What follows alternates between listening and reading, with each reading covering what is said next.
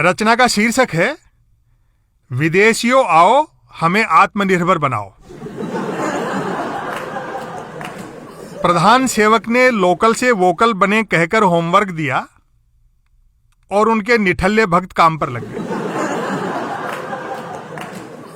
एक छद्म राष्ट्रवादी ने अपने चाइनीज मोबाइल से मेरे कोरियाई मोबाइल पर इंग्लैंड की भाषा में अमेरिकी व्हाट्सएप द्वारा मैसेज भेजा कि भारत को आत्मनिर्भर बनाना है। सोचा मैसेज चाइना में बनी सरदार पटेल वाली स्टैच्यू ऑफ यूनिटी को फॉरवर्ड कर दूं, लेकिन यह जानकर नहीं किया कि मूर्तियां मैसेज नहीं पढ़ती।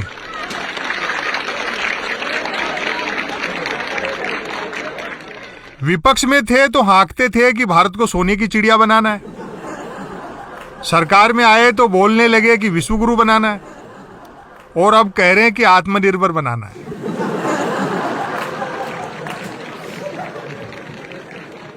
मारे कंफ्यूजन के मेरी हालत उस स्टूडेंट जैसी हो गई है जिसने साल भर साइंस पढ़ी और परीक्षा में पेपर एंटायर पॉलिटिकल साइंस का आ गया।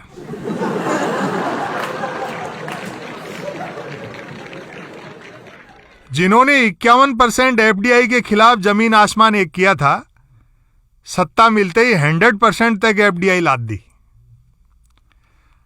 आवाजें उठने लगी हैं कि चरखे वाले ने देश जिन जबड़ों से छुड़ाया था, चाय वाले ने फिर उन्हीं के हवाले कर डाला।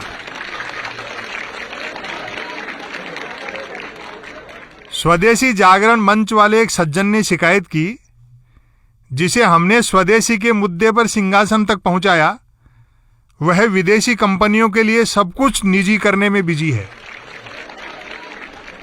घर घर में घुस गए मल्टीनेशनल और सवाल उठाओ तो एंटी नेशनल। हम तो सबसे ज्यादा ठगे गए। मैंने कहा इसमें अनहोनी क्या है? कहावत ही है कि लंगड़ी डाकिन घर वालों को पहले खाती है। लाखों बेहाल मजदूर सड़कों पर पैरों से पैदल हैं और सरकार दिमाग से।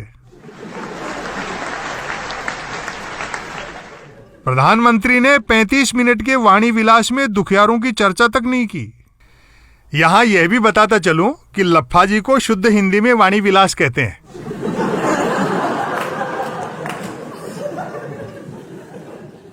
वित्त मंत्री का राहत पैकेज तो उस अतिरिक्त समझदार गृहिणी जैसा लगा जो दूध उफनने पर गैस बंद नहीं करती, घर का दरवाजा बंद करती है।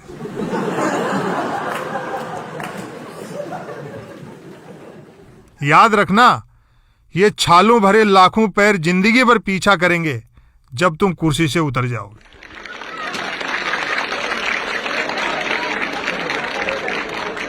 इतिहास गवाह है, रथों पर सवार होकर जो धरती को रौंदते हैं, समय पलटने पर उन्हीं रथों के पहिए उन्हें रौंदते हैं।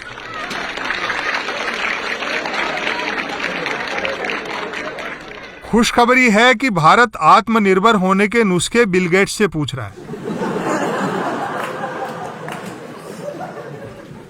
शरद जोशी जी तो पहले ही कह गए हैं कि हमारे वित्त मंत्रालय को चाहिए कि कोलंबस की मूर्ति अपने ऑफिस के सामने लगाए।